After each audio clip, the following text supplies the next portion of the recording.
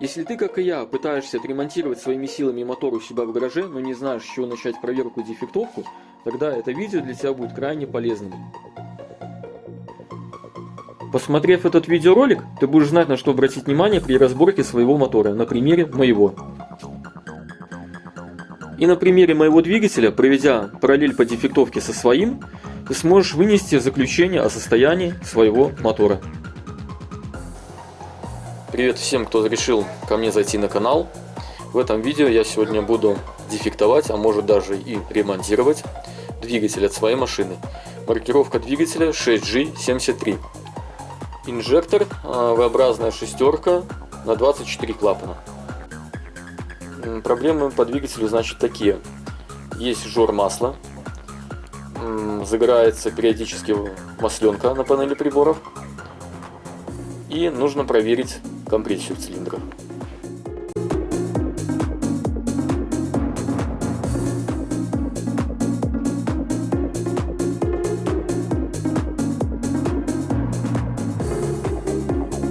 И первое, что я хотел бы сделать, это приступить к замеру компрессии.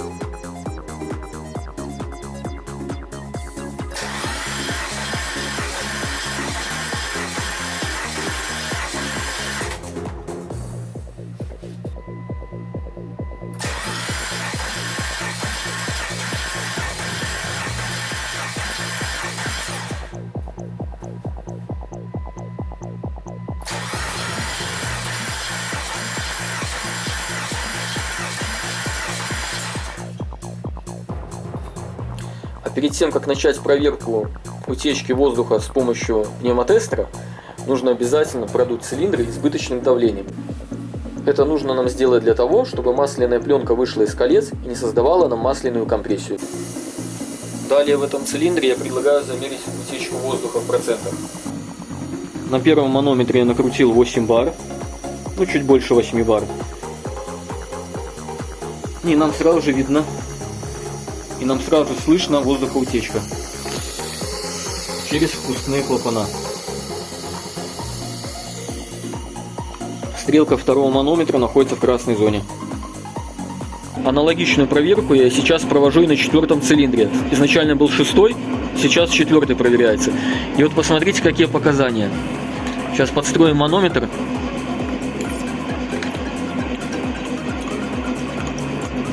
На 8 бар выставим.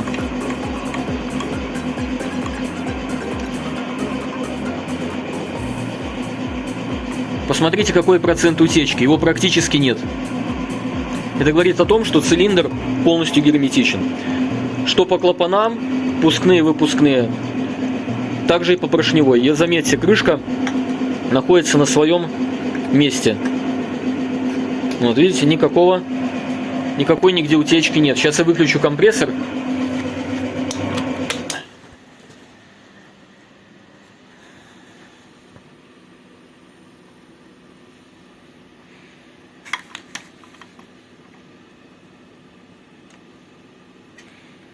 Там пару процентов только утечка.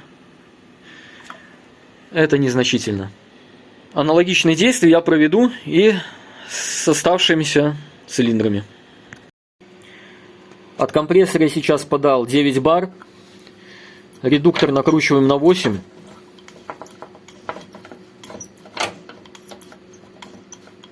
И смотрим процент утечки на втором манометре. В любом случае стрелка находится в желтой зоне.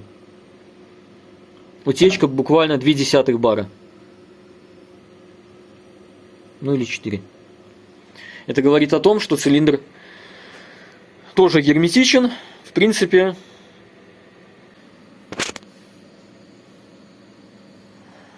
нигде никаких утечек нет.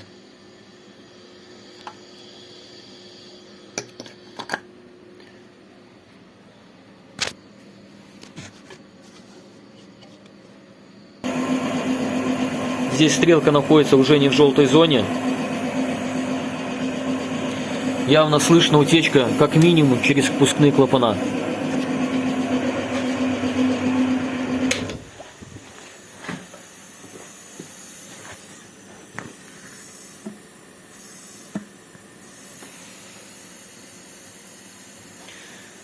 Давайте посмотрим, есть ли утечка через поршневую.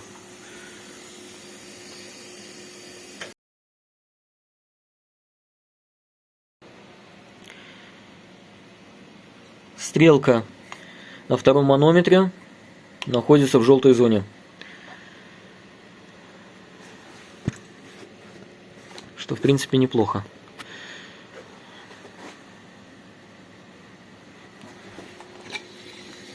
Но тут явно слышна утечка через поршневую, но все равно в допуске.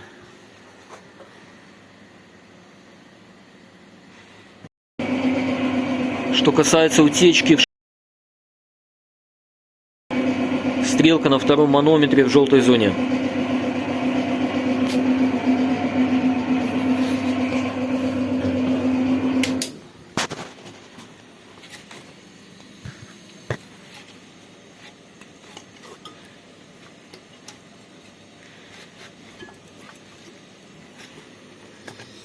Ну, здесь вот немного слышно через поршневую, но все равно в допуске.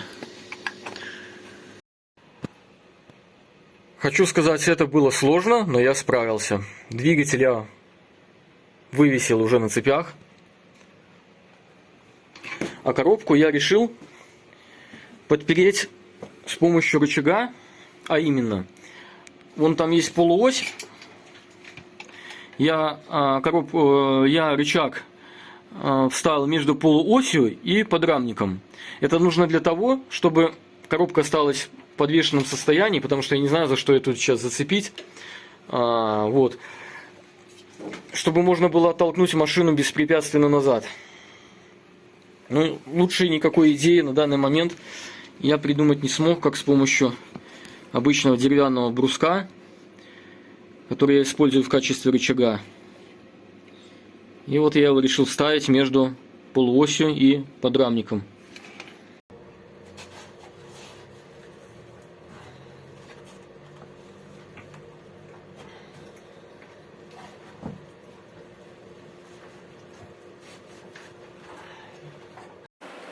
После того, как я достал двигатель, в глаза сразу бросились неправильно выставленные метки, а именно одна метка. Вот на вот этом вот распредвалу. Она съехала на один зуб.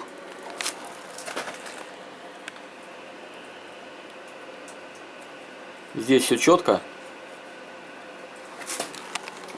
И метки на коленвале тоже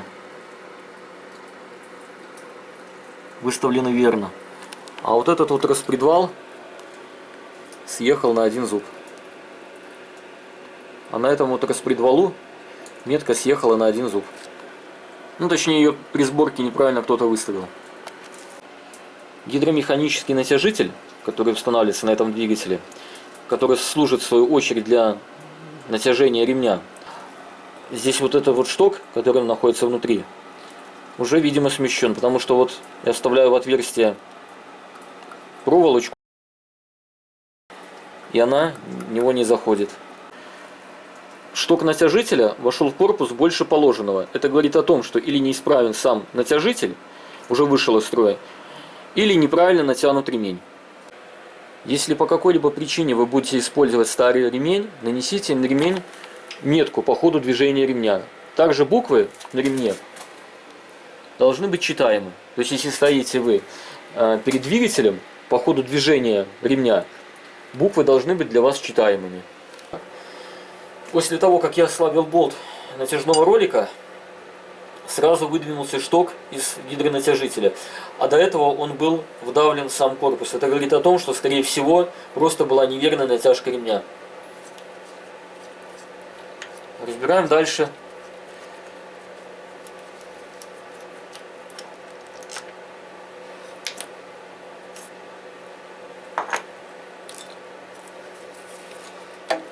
После того, как вы сняли ремень ГРМ, нужно сделать такой вот важный момент.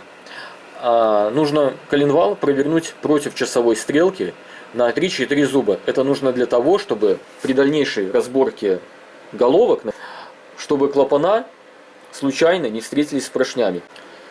Дело в том, что один и второй распредвал находятся сейчас под давлением пружин, ну и гидрокомпенсаторов отчасти. И в тот момент, когда вы будете разбирать головку, одну или, например, вторую, неважно, может получиться так, что распредвал под давлением пружин может провернуться случайно, и клапан, в результате чего может встретиться с поршнем. Чтобы вот такого вот не было, вот по этой вот причине и проворачивают коленвал на 3-4 зуба против часовой стрелки.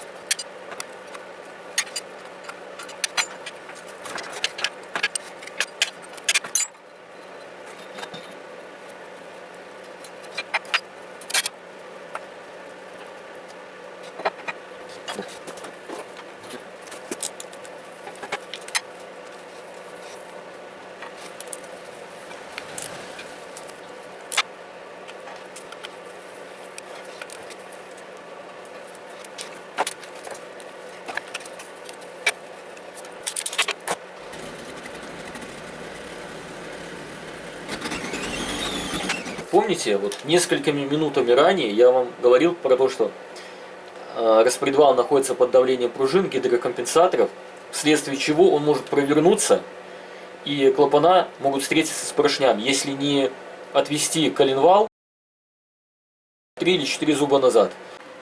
Смотрите, я немного начинаю прокручивать распредвал по часовой стрелке, и под действием силы пружин метка резко смещается в сторону.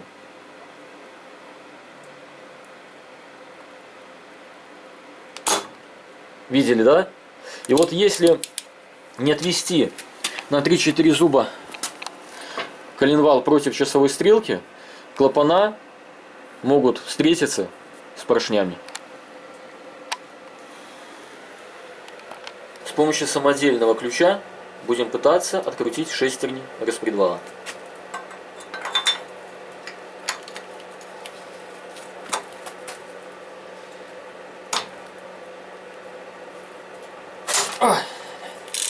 Пошел.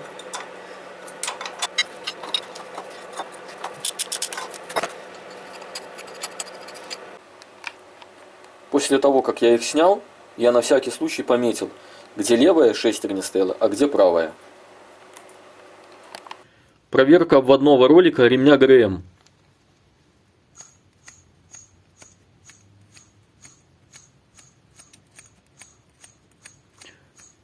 Судя по звуку, начальный износ уже присутствует.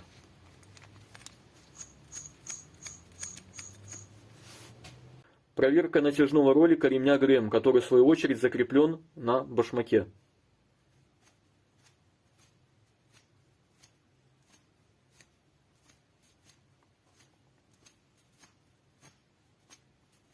Этот ролик еще живой.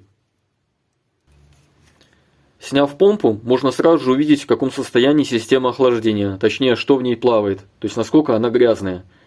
Обратите внимание на крыльчатку.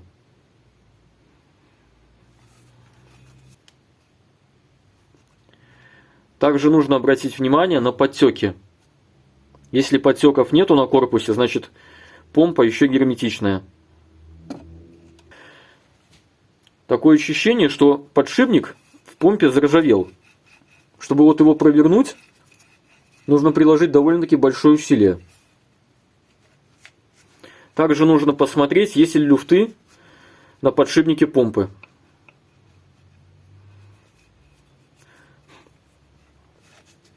Пошатав вал помпы.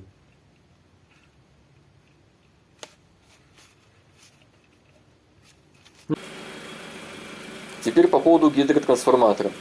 Как я решил вопрос с тем, чтобы его можно было открутить. Я сварил конструкцию для того, чтобы можно было на что-то поставить двигатель. На приводном диске есть венец.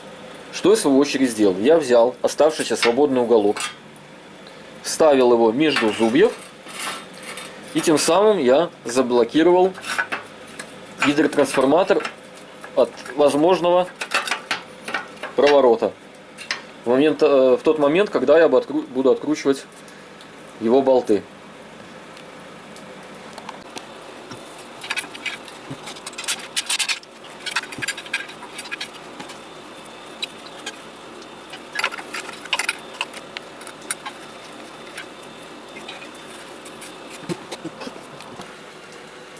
После того, как осталось открутить пару болтов на гидротрансформаторе, я нанес несколько меток. Это нужно для того, чтобы не сбить балансировку при дальнейшей его установке обратно на двигатель.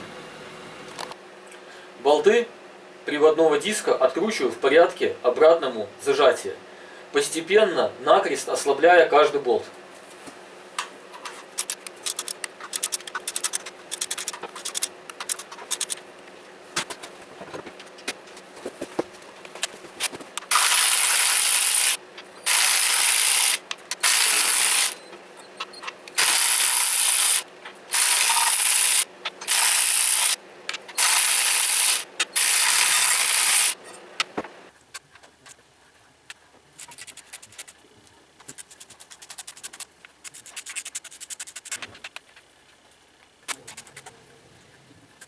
Снял я клапанную крышку и смотрите, что я сразу обнаружил. Пружинки, которые раздвигают рокера. Вот это. А это вообще съехало. Они все установлены неверно. Нужно будет посмотреть в мануале, как они должны стоять. И при сборке установить их верно. Верное положение. Также, когда вы будете снимать оси рокеров, не забудьте каждую ось пометить маркером или корректором, для того, чтобы потом в правильном положении их установить обратно. Также важный момент, который не описывается в мануалах, по крайней мере я не нашел. В какой же последовательности надо отпускать болты постепенно, для того, чтобы снять ось рокеров. Так как сейчас распредвал оказывает все давление именно на средний рокер, первые болты, которые я начну откручивать, это будут вот эти вот два и вот эти. И только потом я начну ослаблять болты рокера, на который оказывает давление распредвал. Это все нужно для того, чтобы при демонтаже оси рокеров не погнуть и не сломать вот эту вот флейту. Перед тем, как разобрать весь этот механизм, не забудьте нанести метки на каждый рокер, для того, чтобы не ошибиться потом при сборке.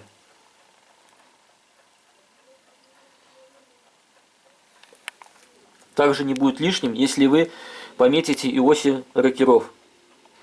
Я пометил таким вот образом. А как же сейчас узнать, на какой рокер давит кулачок распредвала? Все очень просто. Берем ключ, начинаем проворачивать распредвал и смотрим, какой рокер, в данном случае вот на вот этой вот оси, приходит в движение при вращении распредвала. В моем случае рокер посередине,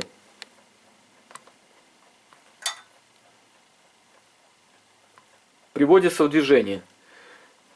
Это значит, что давление сейчас все сосредоточено на среднем рокере. Первое, я буду ослаблять те рокера, на которые распредвал не оказывает давление. В моем случае это вот крайние рокера. Приступаем.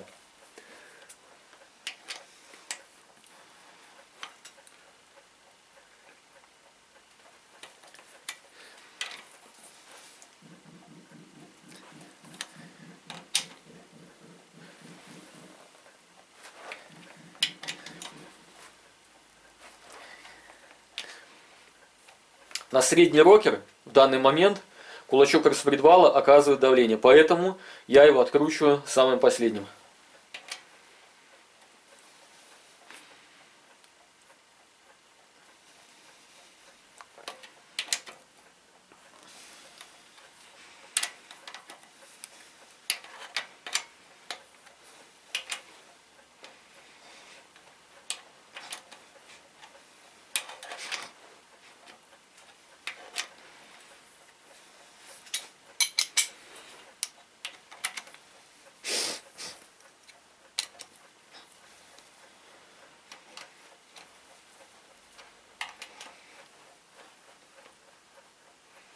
Я вот смотрю и думаю, как же вообще можно установить эту ось в неверном положении, если тут сами масляные каналы указывают, в каком положении ставить ее на головку.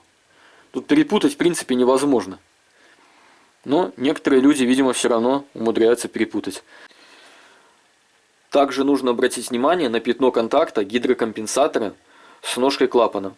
Пятно контакта должно быть строго посередине.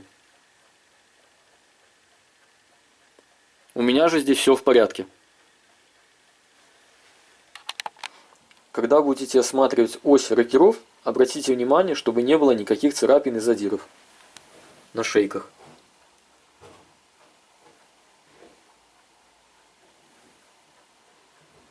В моем случае с осью все отлично.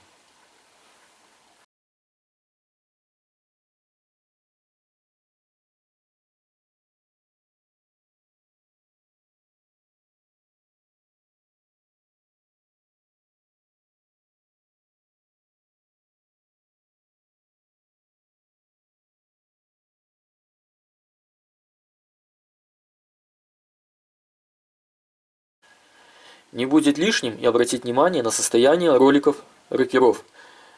Здесь не должно быть никаких задиров и царапин.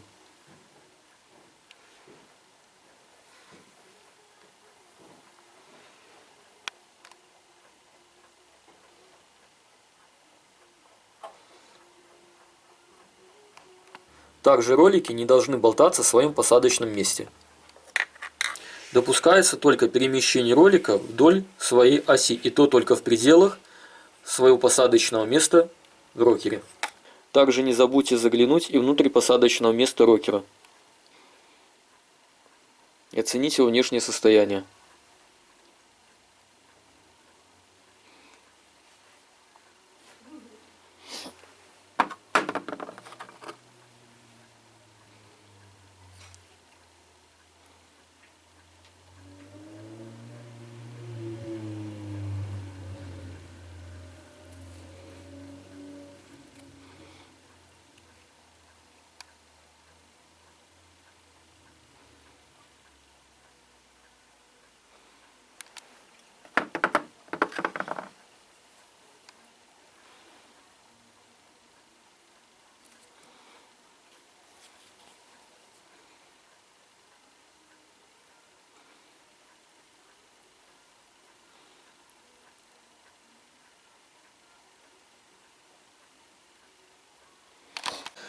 Хотя визуально шейки флейты выглядят неплохо, и посадочное место рокера тоже выглядит достаточно хорошо, но тем не менее масляный зазор здесь выходит за пределы допуска.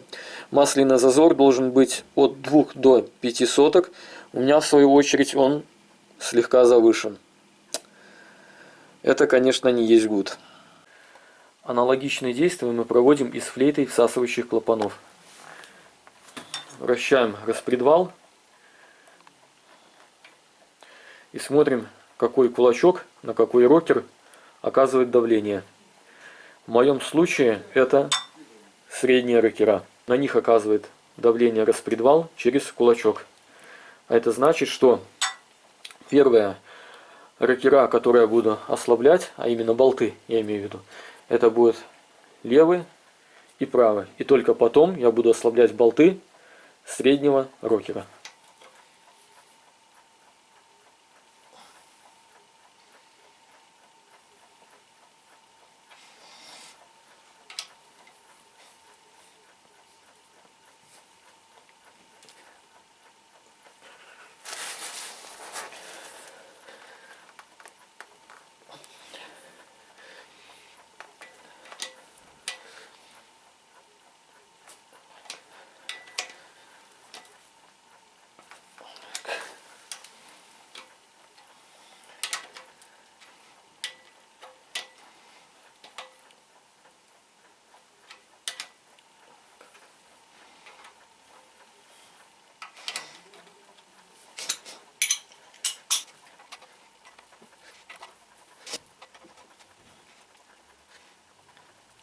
Все аналогичные действия по проверке и дефектовке проводим и с этой флейтой. Сначала проверяем на люфт гидрокомпенсаторы.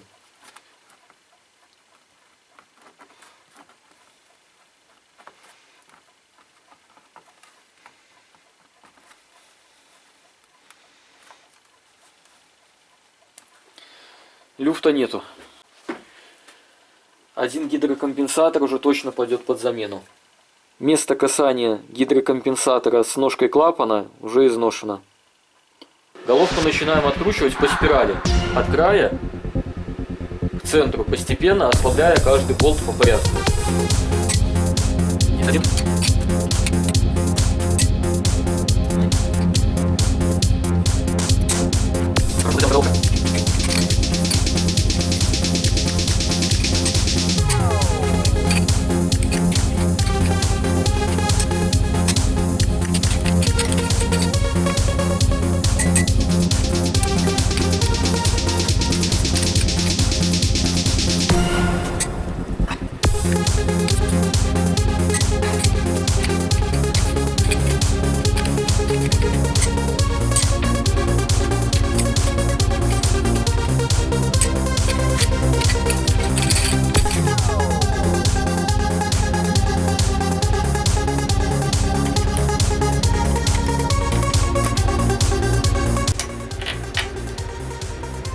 Еще один болт, тоже в песке.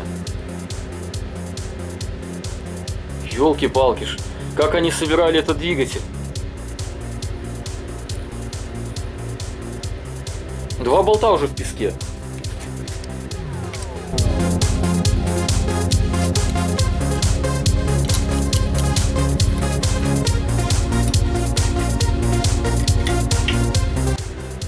Третий болт. Тоже в песке. Но тут поменьше.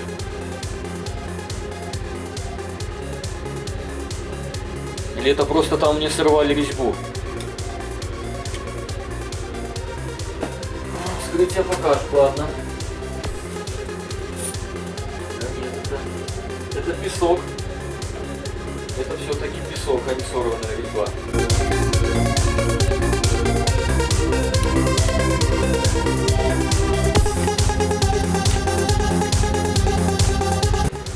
Ну, видите, здесь уже все в порядке. Здесь резьба чистая. Ну что, давайте теперь приступим к дефектовке распредвала. На шейках некоторых